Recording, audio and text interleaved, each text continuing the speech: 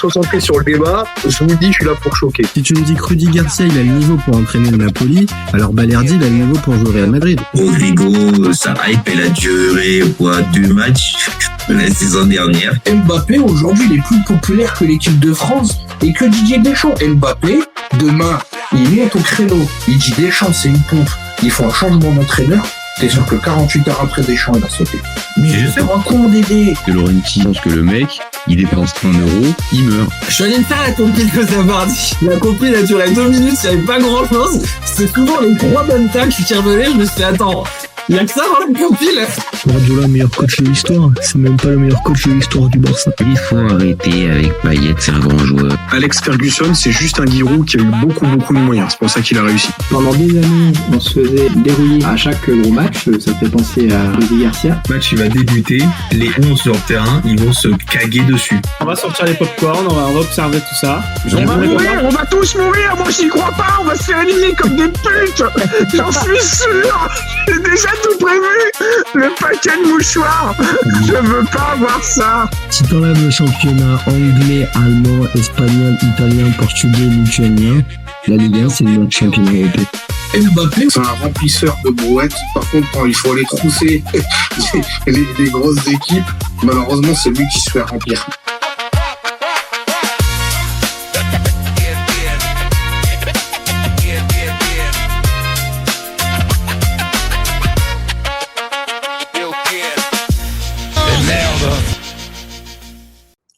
Salut à tous, super content de vous retrouver pour un nouveau débat du FC Copain Mondial 2026.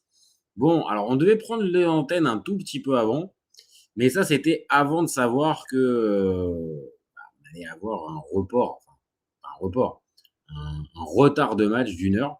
Et ouais, donc pour ceux qui ne l'auraient pas, le match Mexique-Angleterre, le coup d'envoi est repoussé d'1 heure, donc au lieu de 2 heures du matin, ça commence à 3 heures du matin. Bon, je vous cache pas qu'au FC Copain, ça change rien. Ça nous permet juste de tenir un peu plus longtemps. Mais les copains, ici, c'est avec grand plaisir qu'on va le regarder à 3 heures au lieu de 2 heures. Hein. Ça changera pas grand chose.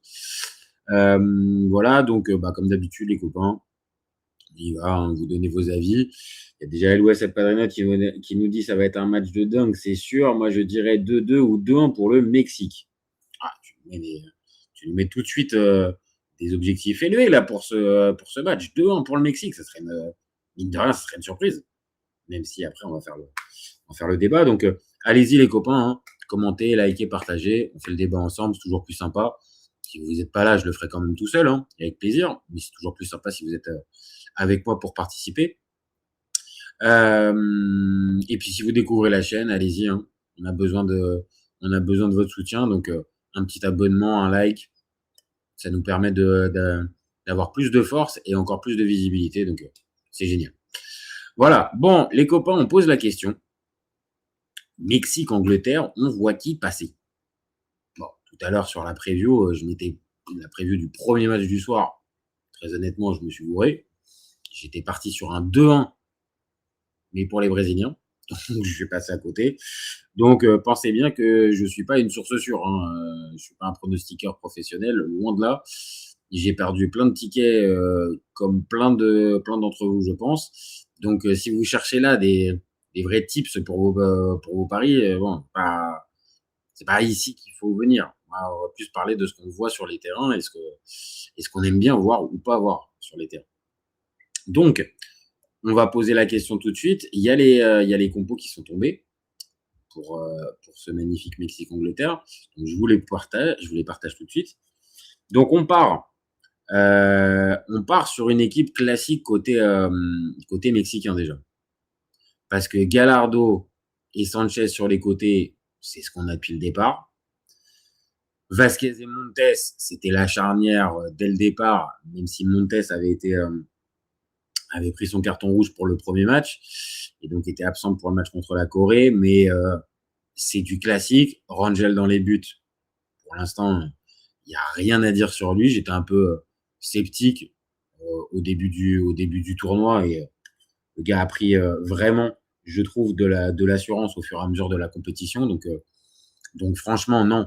La défense mexicaine, on part sur du classique. Au milieu de terrain, le bon vieux 6 bien physique, ce qu'il faut, Lira.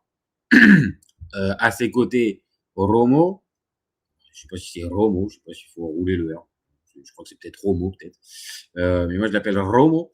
Et enfin, Mora sur le côté, on va dire pour accompagner. Là, qui est plus quand même, mine de rien, un joueur un peu, un peu frisson, quoi. C'est un peu un joueur frisson. Eric Lira, je vous conseille d'aller le voir. Ouais, c'est un mec qui n'hésite pas à mettre le pied, hein. Donc, on n'est pas forcément sur le poète. Maintenant, je remarque un truc, c'est que dans cette équipe-là, il y avait un gars qu'on connaît un peu en Europe, hein, qui est un petit peu connu, qui s'appelle Edson Alvarez, qui a perdu sa place, hein. Il a perdu sa place dans ce 11-là. Et donc, c'est ce qui fait que, hormis peut-être Vasquez, si vous suivez la Serie A, parce qu'il joue au Genoa, hormis si vous suivez un peu la Liga et que vous avez trace de notre ami César Montes, Rangel, je me rappelle plus, je crois que il doit jouer à Guadalajara, je crois. Il doit jouer là-bas. Gallardo, ça joue à Cruz Azul. Sanchez, ça joue carrément au PAOK. Alors, on a Mora, bien sûr, qui joue à Tijuana. Comme je vous ai dit, c'est un peu la petite pépite. Lira, bah, c'est pareil, c'est Cruz Azul. Romo, c'est comme le gardien, c'est Guadalajara. Et Alvarado, sur le côté, c'est aussi Guadalajara. Et après, pour les deux autres qui restent, vous les avez sûrement, que ce soit Quinones, qui fait un super bon début de partie, un super bon début de Coupe du Monde, ou que ça soit Raúl Jiménez, qu'on connaît en Europe parce que passé quand même par pas mal de clubs, Benfica, l'Atlético Madrid, Wolverhampton, Fulham. Je dis tout ça de tête, hein, les copains. Hein. C'est pas, j'apprends pas mon texte. Hein. C'est de tête. Donc cette équipe mexicaine, moi je trouve, elle a été sacrément séduisante pour son match contre l'Équateur en 16e de finale. Vraiment, ils ont été particulièrement impressionnants d'impact et d'envie en fait. Et dans ce match, j'ai eu la sensation que vraiment ils ont bouffé leur adversaire sur leur qualité première, sur les qualités premières de l'adversaire. Donc ce qui est quand même une preuve d'adaptabilité. Et aussi une preuve de maîtrise un peu tactique. C'est que dans la préparation, mine de rien, Aguirre, il avait bien senti ça, donc il avait quand même bien préparé son match. Donc là, ce soir, avant de jouer l'Angleterre, il repart avec le même 11. Je pense la même envie de bouffer les chevilles des Anglais, comme ça avait été le cas des Équatoriens il y a quelques jours. Donc pour moi, côté mexicain, je m'attends à voir ça. Je m'attends à voir un Mexique qui va essayer d'être pas forcément proactif, mais en tout cas très présent à la conquête du ballon et sur les phases, comment dire, pas d'attaque placée, mais peut-être, oui, un peu moins de transition, mais plus d'attaque placée. Je pense qu'ils sont en capacité, en tout cas c'est ce qu'ils nous ont montré depuis le départ de la compétition, qu'ils pouvaient faire ça. Et rien que de savoir que ce Mexique-là, quand on se rappelle des doutes qu'il pouvait y avoir en début de compétition, hein, parce que là c'est très bien, hein, on peut tous se dire, moi le premier, j'ai même payé mon maillot mexicain, on peut tous se dire, ah ouais, non mais les Mexicains, c'est clair, c'était évident, ils étaient chez eux en plus. Rappelez-vous au début du tournoi les interrogations qu'on a sur cette équipe, hein. Vraiment. Donc bien sûr que là, sur ce qu'ils ont montré, ils sont sacrément impressionnants et ils sont même séduisants parce que c'est pas juste que de l'impact, hein, qu'ils nous ont mis. C'est vraiment aussi il y a de la qualité, mais on va pas se mentir. Cette équipe-là, la retrouver au début, là, en 8e de finale contre l'Angleterre, c'est déjà une très très belle perf. Et si on regarde un peu les stats, on va regarder aussi ça du côté anglais, hein, la compo et la détailler un peu. Mais juste quand on regarde, les copains, 3e ligne, but encaissé, 0. Donc en 4 matchs, quand même, on parle très souvent des Espagnols, et à raison, hein, sur le côté, ils n'ont pas encaissé de but, regardez comment c'est fort. Et bien sûr, c'est vrai, ils n'ont pas encaissé de but.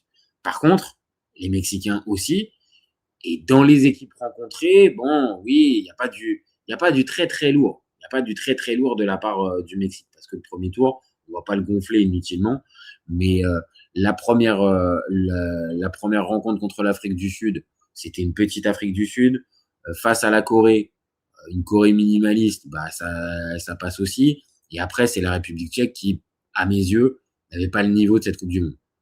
Voilà. Après, par contre, le 8e de finale, là, c'est autre chose. Là, vraiment, c'est autre chose. Le 16e de finale, par contre, contre l'Équateur, parce que là, il y a vraiment un match abouti pour moi. Il y a une vraie progression dans le jeu, dans la mentalité et dans ce que je dis très souvent depuis le début de cette compétition, c'est la croyance que tu peux avoir au fur et à mesure de la compétition et que les résultats t'apportent. Et ça, j'ai l'impression que Aguirre, avec son staff, il a vraiment très, très, très, très bien travaillé. Donc là, dans ma présentation, là, ça va faire 10 minutes que j'ai commencé, les gars. Je suis parti pour vous dire que les Mexicains, ils vont l'emporter.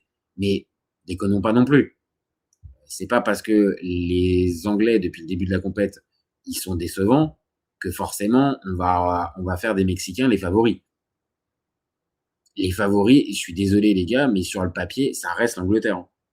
Ça reste l'Angleterre. Même s'ils sont pas convaincants, même si Tuchel semble pas avoir trouvé la bonne formule, ça reste l'Angleterre. L'Angleterre, c'est 5e ou 6e au classement FIFA. Donc, c'est au-dessus. C'est au-dessus. Donc, on peut pas se dire non plus, là, maintenant, tout de suite, l'Angleterre, vu qu'ils ont fait un sale premier tour, bon, bah oui, ils vont être forcément pas favoris face à ce Mexique. Non.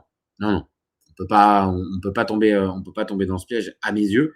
Donc, pour moi, l'Angleterre, évidemment, elle a beaucoup à jouer, hein, par contre, ce soir. Parce que on est en 8e de finale. Donc là, une élimination en 8e de finale, c'est, même si ces deux sélections n'ont pas le même palmarès, c'est la même chose que pour le Brésil. C'est une déception et c'est un fiasco. Et qui plus est contre le Mexique. Et on ne pourra pas sortir, ouais, mais Mexique, c'était à domicile, de machin. Je vous le dis direct, Thomas Tuchel, il n'est pas venu pour faire un 16e de finale, un 8e de finale. Il n'est pas venu pour ça. Il est venu pour plus. Donc, voilà. Maintenant, il y a une équipe alignée ce soir. Donc, Pickford dans les buts. Ce bon vieux Pickford. J'ai jamais été très, très fan. C'est pas ce soir que je vais l'être encore plus, hein, mais bon. Je trouve ce gardien moyen. Vraiment, je trouve ce gardien moyen. Mais bon. Donc, Jordan Pickford dans les buts. C'est Jarel comme ça. Que je me trompe pas. On va essayer de faire les choses bien. Là, pour le coup, je vérifie quand même.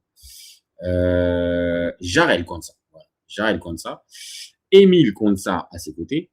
Marc Guéhi, là aussi dans le charnière central. Et Nico O'Reilly, côté gauche. Il change un peu, hein, notre ami Tourelle, hein, parce que dernier match contre la RDC, il était parti aussi avec O'Reilly, mais par contre, c'était Spence qui avait démarré. Par contre, c'est vrai que le match de Spence était tellement pas bon que je pense qu'il l'a un peu sanctionné. Et au milieu, on repart avec ce double pivot qui est la base pour lui, hein. C'est Declan Rice, Elliot Anderson. C'était déjà le cas, pareil, contre la RDC. Et là où il rechange, donc pas de Madueke et pas de Marcus Rashford sur les côtés, c'est Bukayo Saka et Anthony Gordon pour animer les côtés droit et gauche. Je pense que Gordon, vu son entrée, je pense qu'il est un peu indispensable.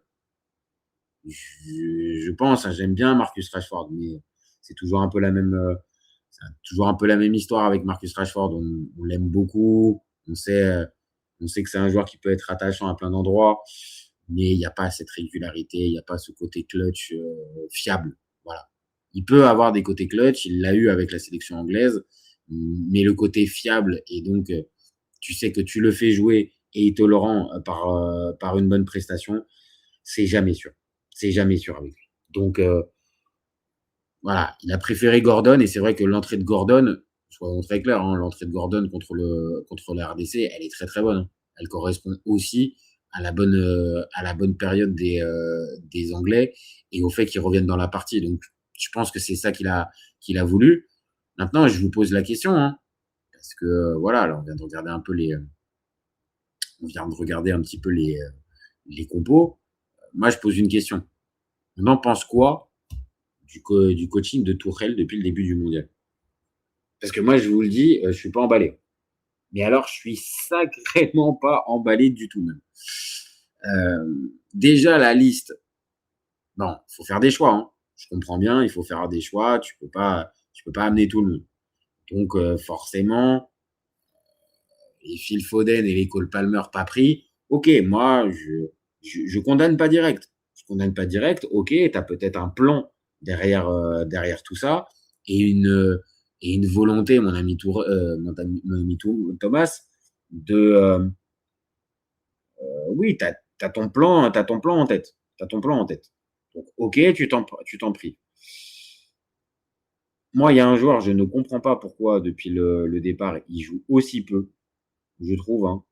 Mais je trouve que Morgan Rogers, c'est un peu une inconnue. Pourquoi il joue aussi peu.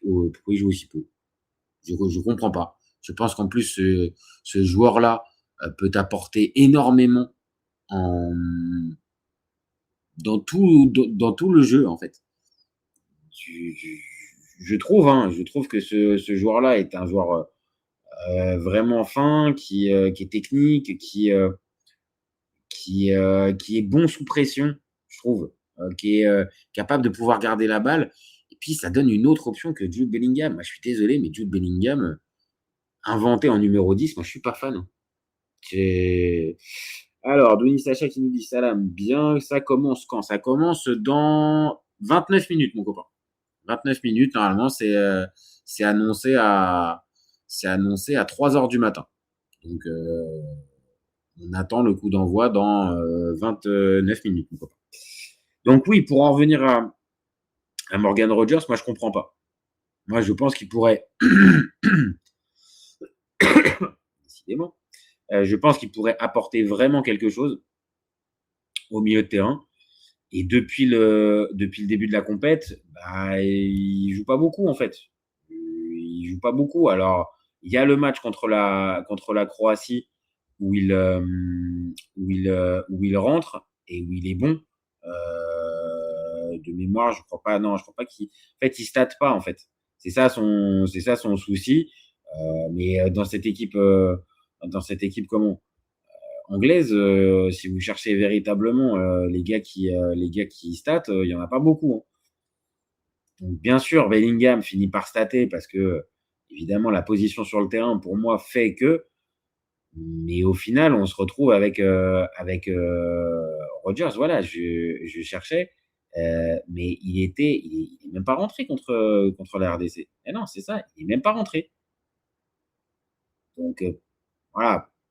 Moi, je suis un peu déçu. Et la fameuse phase, donc, on en pense quoi du coaching de Tuchel? Moi, je vous le dis, je suis pas convaincu. Je suis pas convaincu. Il est là normalement pour faire passer un cap à l'Angleterre. Alors, peut-être qu'on va me dire, là, il était un peu dur. Pour l'instant, l'Angleterre, elle est qualifiée.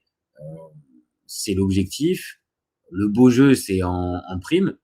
C'est pas obligatoire. Ok, si on me dit ça, pas de problème. Mais alors, dans ces cas-là, ça veut dire qu'il y a une exigence énorme sur Thomas Tuchel. Et l'exigence énorme sur Thomas Tuchel, c'est simple. C'est tu vas où alors? Parce que si la qualité de jeu, avec l'effectif que tu as, on ne peut pas commencer à regarder dessus, ça veut dire qu'on ne regarde que le résultat brut. Donc, autant vous dire que là, ce soir, si ça continue de jouer pareil et ça se fait sortir, à mes yeux, c'est encore plus gros comme flop que le Brésil. Parce que le Brésil, au moins, tu as senti un peu une montée en puissance au fur et à mesure. Ça a fait flop ce soir, pas de problème. Mais il y avait quand même des motifs d'espoir. L'Angleterre, trouvez-moi un Anglais qui était confiant après le premier tour. Et puis trouvez-moi un Anglais qui est confiant avant ce soir, après le match contre la RDC. Honnêtement, il n'y en a pas. Hein. Donc c'est là aussi où pour moi, mon ami Thomas, il va falloir vraiment que tu... Ah oui, c'est ton match en fait. c'est ton match. Hein. C'est à toi de devoir, on va dire, nous présenter. Ah putain, c'est fou. Quoi. Ah, c'est fou. Les copains, je vous le dis, alors, vous en foutez sûrement. Mais j'ai un de mes potes, mais avec qui j'étais au collège, et qui est en train de faire la présentation du match bord terrain sur Bein. Peter Anderson. Ah, c'est fou. Ah, c'est fou. Pardon. On revient sur ce que on était en train de dire. Pardon. Donc non, cette équipe anglaise, vraiment, on en attend beaucoup ce soir, parce que je le dis, Thomas, t'as été pris pour ça. Hein. T'as pas été pris pour autre chose. Alors, Gabriel Rodier qui nous dit c'est long de fou d'attendre. Sinon ça va. Bah écoute, Nounou, ça va. Le prono, écoute, normalement je le garde pour la fin, mais j'ai l'impression que la connexion est pas très très fluide, donc je vais commencer à le donner. Je finis de lire les messages. Edgar Combe qui dit mais Jude n'aurait pas une expérience des grands matchs internationaux plus importante, ce qui est un argument pour un 8e dangereux comme celui-ci. De plus, Jude réalise un très bon début de tournoi. Et ben je suis pas ultra d'accord avec toi, Edgar, pardon. Je suis pas énormément d'accord. Je trouve Edgar que faut pas se laisser prendre par les stats. Les stats, elles sont bonnes pour Bellingham, mais pour moi, comment te dire, j'ai un peu la sensation que ces stats masquent un peu son contenu des matchs, et je trouve que c'est pas génial. Hein. Moi, je suis pas emballé particulièrement par son début de tournoi. Et malgré les buts, je suis pas emballé. Toi, tu as l'air de l'être, mais après, l'argument que tu dis, tu as raison sur un point. Évidemment, l'expérience d'un Bellingham est beaucoup plus forte que celle d'un Rodgers. Tu as raison, ça peut vraiment jouer à ce moment-là. Mais attention, c'est pas du tout dit que Rodgers pourrait pas, dans ce type de match un peu physique et tout ça, et comme j'ai dit, avec sa capacité de garder le ballon, il aurait pu aider. Pour moi, il aurait pu aider. Mais maintenant, ça s'entend ce que tu dis, il y a une plus grande expérience des grandes échéances internationales, des matchs à haute intensité pour Bellingham. Sur ça, je te rejoins. Sadou, parlons de Balogun. Je soutiens les Belges. Balogun, on va en parler pendant la présentation. On va en parler pendant la présentation du match États-Unis. Maintenant, je pense qu'on est tous d'accord, c'est déjà une sacrée dinguerie. Vraiment, c'est une sacrée dinguerie. Dave Hag qui nous dit être obligé de prendre un coach étranger, c'est qu'il y a un problème de fond à régler, ça c'est sûr. C'est comme pour le Brésil, ça ne va pas le faire. C'est pas faux, hein. C'est pas faux, hein. C'est pas faux. Être obligé d'aller chercher un coach étranger, c'est un signe de faiblesse. Oui, ça, t'as raison. Maintenant, on a vu aussi, ils ont essayé un coach, ils ont essayé un coach anglais, hein. Et on a vu le résultat. Et c'était pas mauvais, hein. C'était pas en soi mauvais sur les résultats. Par contre, est-ce qu'on est tous d'accord pour dire que Gareth Southgate, avec ce sélectionneur-là, on était content de l'Angleterre, du jeu anglais? Je pense qu'on va tous être honnêtes, hein, les copains. Hein. C'était pas dingo. Hein. C'était pas dingo. Maintenant, Tourelle, il est venu pour amener sa patte de comment dire, de nouveau, de gagnant, de gagneur. Il a gagné la Ligue des Champions avec Chelsea. On sait, ça a marqué en Angleterre ce parcours-là. Il a un CV plus ronflant que celui d'un Gareth Southgate. Maintenant, après, derrière, si on regarde vraiment la qualité des coachs anglais, il y en a pas 150 000. Hein. Il y en a pas 150 000. Donc, compliqué d'arriver à les mettre à critiquer directement le fait de prendre un étranger. Je comprends ce que tu veux dire, ça renvoie un mauvais signal, mais par contre, si t'en as pas de bon, t'es bien obligé d'aller en chercher, en fait. C'est un peu ça le souci, je pense. Donc, pour la fameuse question, on en pense quoi du coaching de Tourelle? Moi, je vous le dis, je suis très sceptique. Et pour moi, l'autre question du match, c'est la défense du Mexique. Est-ce que la défense du Mexique, ça continue de pas prendre de but? Parce que si ça continue de pas prendre de but, je vous le dis, et ça va être assez logique, ça va aller plus loin, hein, pour les Mexicains, assez logiquement. Edgar Combe qui dit lunaire, c'est de la corruption. Attends, j'ai un petit problème. Attends, voilà. C'est de la corruption pure et dure, ça entacherait une victoire même méritée des USA. Ah ouais, non, mais on va en reparler, hein, mais c'est une vraie dinguerie ce qui s'est passé. En fait, j'attends demain pour faire le débat pour regarder s'il y a déjà eu on va dire des précédents, mais du début de mes recherches, à part un match dans les années 60, on n'a pas de dinguerie comme ça avec un carton enlevé sans raison principale. Et puis parce que surtout, si on voit la faute, Balogun, il peut lui défoncer la cheville au Bosnien. Donc pour moi, mais il n'y a même pas de débat. C'est lunaire. J'avoue, je confirme, c'est lunaire. Sadou qui nous dit je soutiens les Belges. Eh ben écoute, ok. Amine DZ, likez les copains. Merci Amine. Merci à toi. J'avoue les copains, allez-y. Hein. Écoutez Amine, hein, qui a de très très bons conseils. Merci à toi mon copain.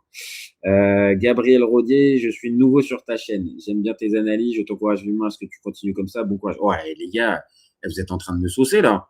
Vous êtes en train de me donner sacrément le sourire. Hein. Et là, merci les copains. Merci vraiment. Merci vraiment. C'est un plaisir. Mais c'est aussi pour ce type de commentaires. Hein. Je vous le cache pas qu'on fait tout ça et qu'on continue de parler foot. Donc merci à vous les copains. Donc non, moi je posais la question, est-ce que la défense du Mexique ça continue de pas prendre de but? Parce que si ça prend pas de but, et c'est ce que nous a montré ce Mexique depuis le début de la compète, je pense sincèrement que le Mexique peut sortir l'Angleterre si on continue d'avoir cette défense aussi sûre. Parce que je vous le dis, là j'ai l'écran sous les yeux du match, j'ai le 11 de l'Angleterre. Sur le papier, je veux bien entendre que c'est meilleur. Vraiment. Je vous enlève pas ça les copains, ou ceux qui le pensent. Je vous dis pas que c'est pas meilleur.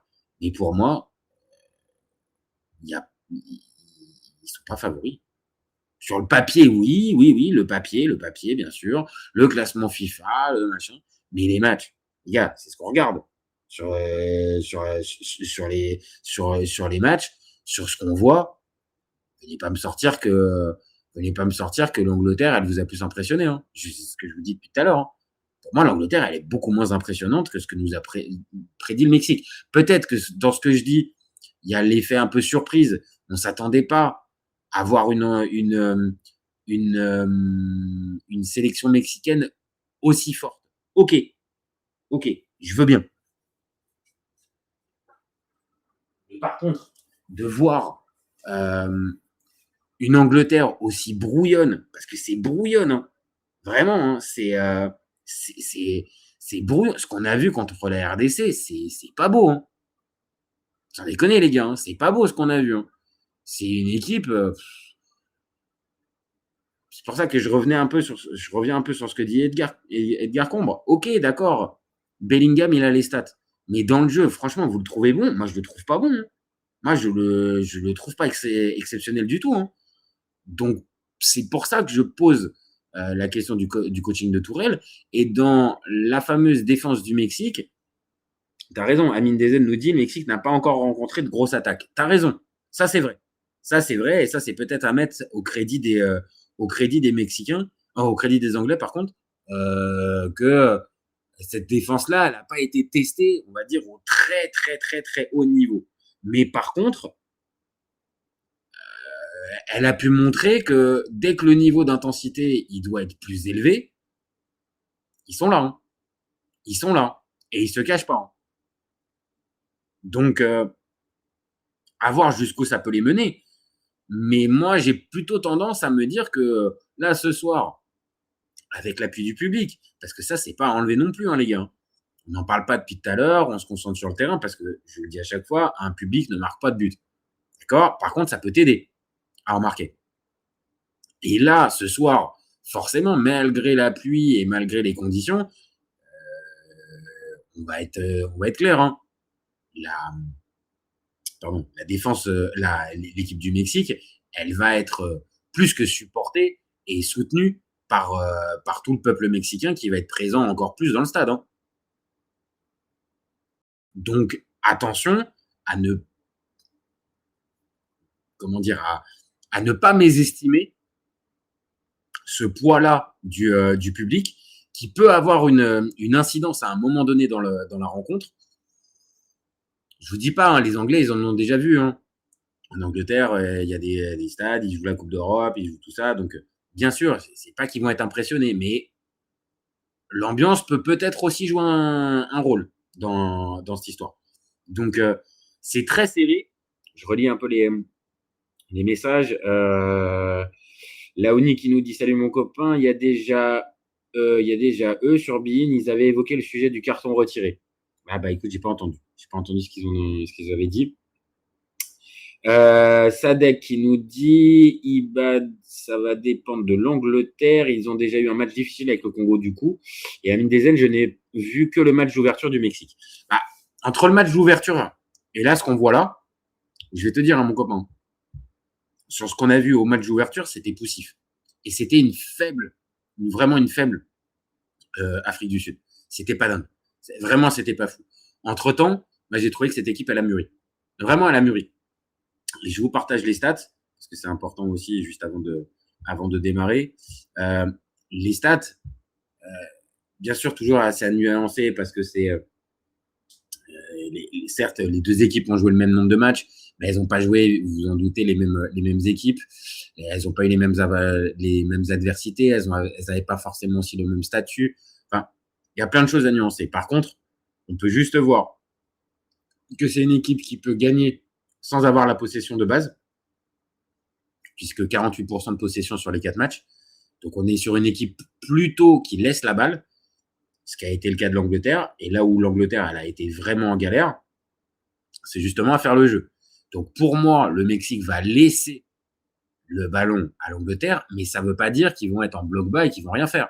Pour moi, ils vont mettre une grosse intensité, mais ils vont laisser la balle à l'Angleterre pour essayer de mieux les piquer devant. Je pense, hein. Pour moi, c'est une des lectures du match.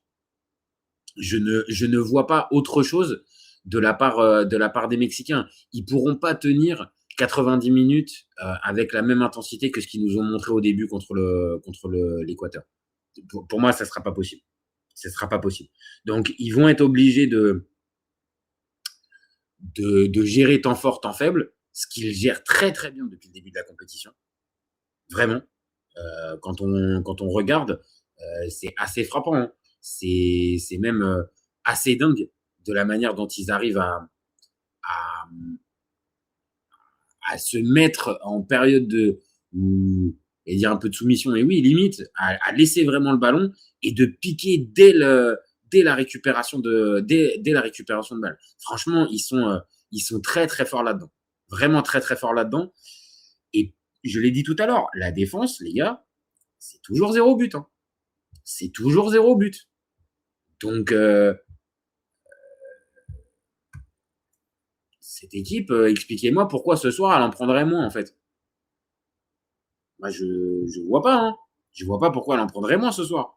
Donc, s'il va falloir se positionner, parce que là, on arrive à une dizaine de minutes avant le match, j'aimerais bien me poser bien devant, et puis j'ai l'impression encore qu'il y a des problèmes de fluidité au niveau de l'image. C'est pas génial ça, c'est pas génial tout ça. J'ai vraiment l'impression qu'il fait tellement chaud en ce moment que mon ordi, il est pas en train d'aimer ça. Bref, cette défense du Mexique, pour moi, c'est une des clés du match. Si elle continue d'être aussi, si elle est aussi clinique, ça serait compliqué. Et tiens, Ifa nous dit, ta conclusion, c'est quoi, toi? Eh ben, écoute, vas-y, je te dis ça. Pour moi, cette équipe du Mexique va tenir jusqu'à la fin des 90 minutes. Elle va pousser l'Angleterre aux prolongations. Et en prolongation, je vois l'Angleterre passer. Voilà. Si on doit être très honnête, et si je dois, on va dire, me positionner pour ce match, c'est ce que je verrai. Je verrai l'Angleterre finir par l'emporter parce que le banc fait la différence. Pour moi, ça va être ça aussi. Les copains, n'oublions pas, hein, sur le banc, tu as vraiment beaucoup de qualité. Là où du côté mexicain, c'est quand même plus limité en qualité. Faut être très honnête. Donc pour moi, c'est le banc qui va faire la diff.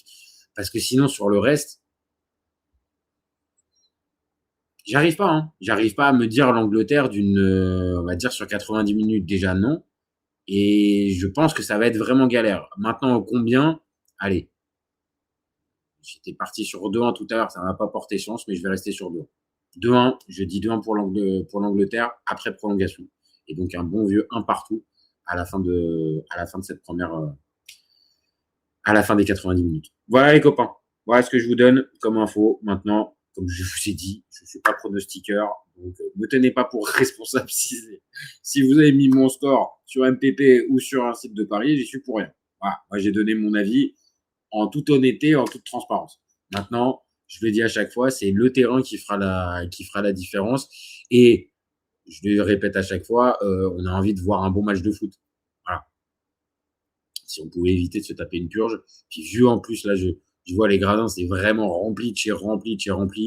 D'ailleurs, une grosse ambiance. Non, là, on a un gros match ce soir. On a un gros match. Donc voilà. KLVH qui nous dit Mexicains à la maison, ils vont sortir l'Angleterre, j'en suis sûr. Eh ben écoute, tu te positionnes. Tu nous mets combien comme score KLVH? Et IFA nous dit, donc tu dirais Mexique? Bah non, si t'as bien entendu, IFA nous dit, je mets les Anglais d'une courte tête en prolongation. Ça veut dire pour ceux qui ont décidé de se lever un peu, enfin de se lever carrément pour regarder le match, j'espère que vous n'allez pas bosser demain. Parce que si mon scénario se réalise, ça veut dire 30 minutes supplémentaires, sachant qu'il y a déjà eu 1 heure supplémentaire. J'ai peur qu'il n'y ait pas de dodo. Pour ceux qui avaient décidé de se lever juste pour regarder le match et se rendormir après, ça va être compliqué. Voilà les copains. Donc je m'arrête là. Je vois les 2 équipes qui rentrent. On va s'écouter gentiment les hymnes. On va se regarder bien ça. Et puis, comme d'habitude, on revient dès la fin du match. Laissez-moi juste le temps de préparer un bon live avec des bonnes questions et des bonnes problématiques pour qu'on puisse faire un vrai débrief de ce Mexique-Angleterre. Donc, merci à tous. Merci à tous d'avoir participé. Merci à Mine DZ. Merci à Laouni, bien sûr, à la famille. Merci à Ilanoudiz. Merci à KLVH. Pardon. À Gabriel Rodier. À Sadou. À Edgar Combre. À Douni Sacha. Et bien évidemment à Elwes El Padrinote. Merci à tous. Merci à tous. Le live dispo en replay dans quelques minutes. Dispo aussi en podcast si vous voulez vous le réécouter. Si vous venez de vous l'écouter, je pense qu'il n'y a pas d'intérêt. Mais si vous avez écouté que la fin et que vous voulez peut-être me troller dans quelques heures, vous pourrez. N'hésitez pas à vous abonner, je le répète à chaque fois, mais on a besoin de ça pour grandir et continuer d'avoir de la force. Et puis, si vous êtes déjà abonné, vous savez ce que je vais vous dire. Vous gardez en tête que ces copains ont ouvert toute l'année, mais surtout et encore plus pendant le Mondial 2026. Ciao les copains. Ciao.